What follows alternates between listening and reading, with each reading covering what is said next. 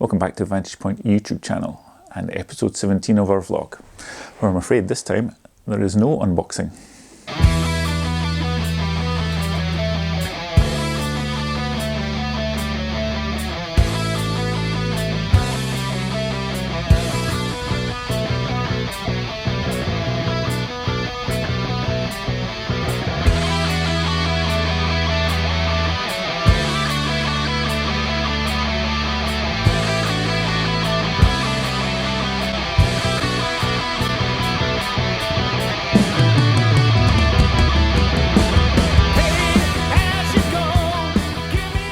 Well, okay, at the moment, obviously, the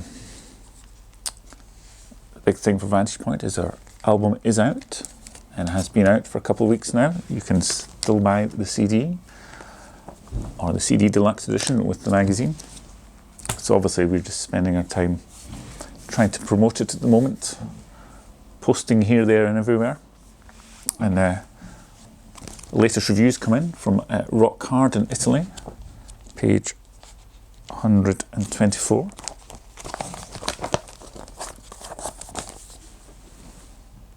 There we go.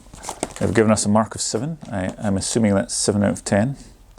And my Italian is not, well, it's non-existent, but I can see the word brillante, which I assume means brilliant in there.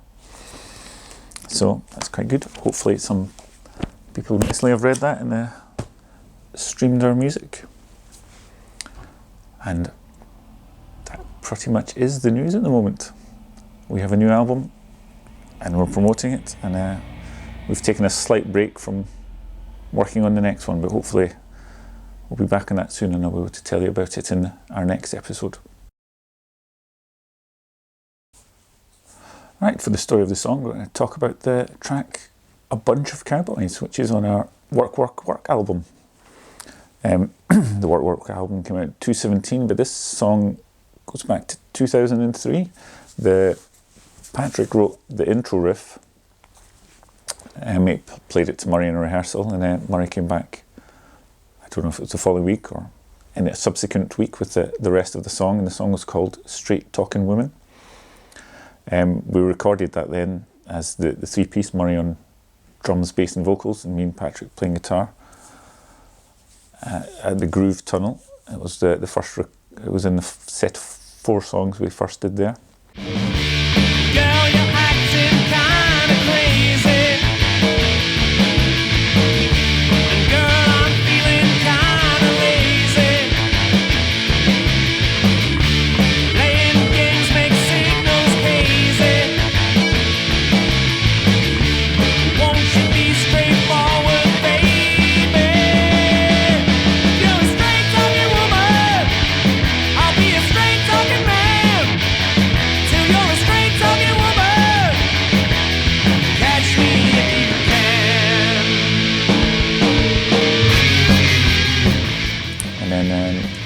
It wasn't a song we played very often.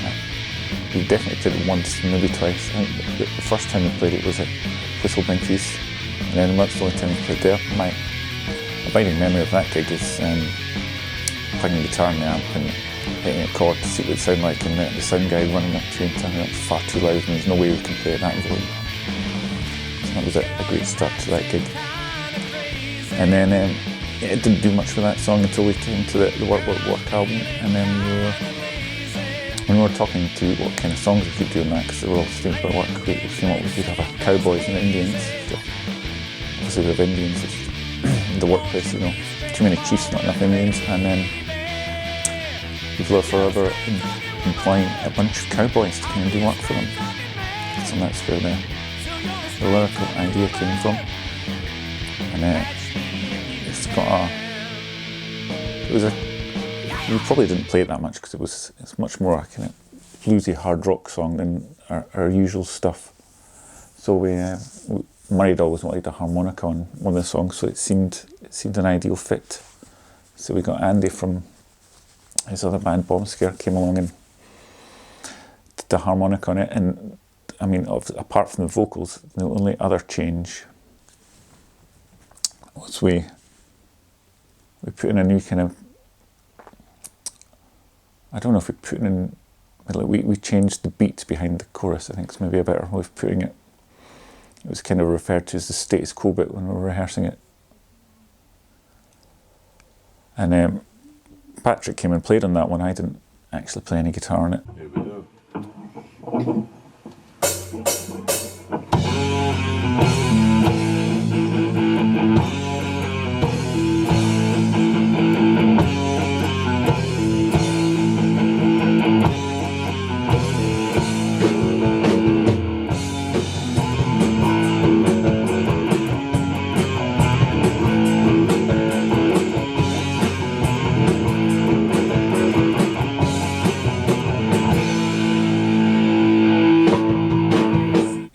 Previous episode of this, I showed both him and Liam putting down guitar solos. So there's guitar solos for that song as well, which could crop up at some time if I ever get the stems of Neil. I'm chasing Neil for stems of several songs that I can get remixed and changes, because that's one of the songs when we were doing the work album, we tried to do a companion album with other singers writing their own experiences work. So you'd have 2 albums with the same music and different vocals and vocal melodies and lyrics. So I have a completed vocal for that ready to go on, but I just need the rest of the track to mix it in. So I've only got this rough mix where the singer put his vocal on top of it was just a rough instrumental version of the song, so you could line up his vocals.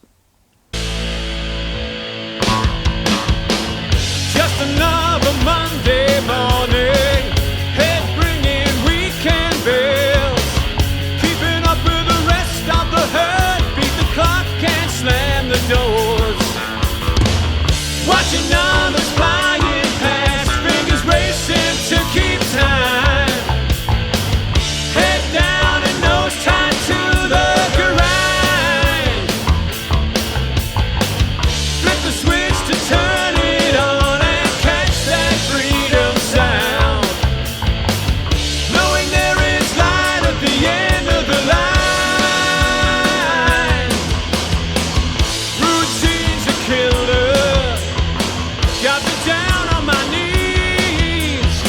But I'm back on my feet again when I hear the Cowboys song.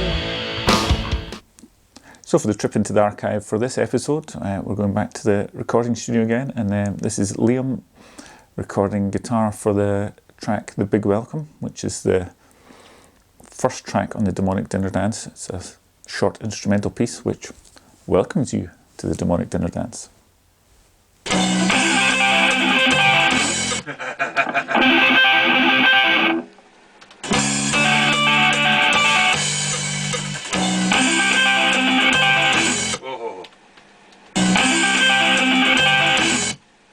Almost.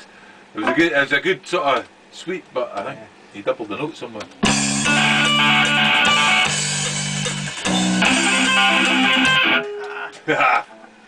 Get your thumbs crossed.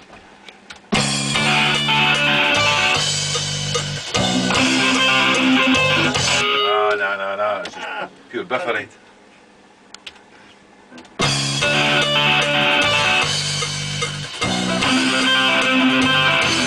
Thinks it's like Stevie Vai, does it?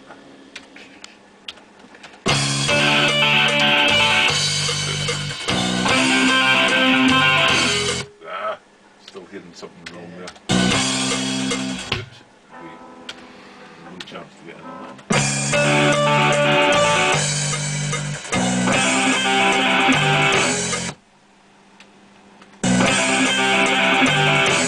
This might be okay, actually.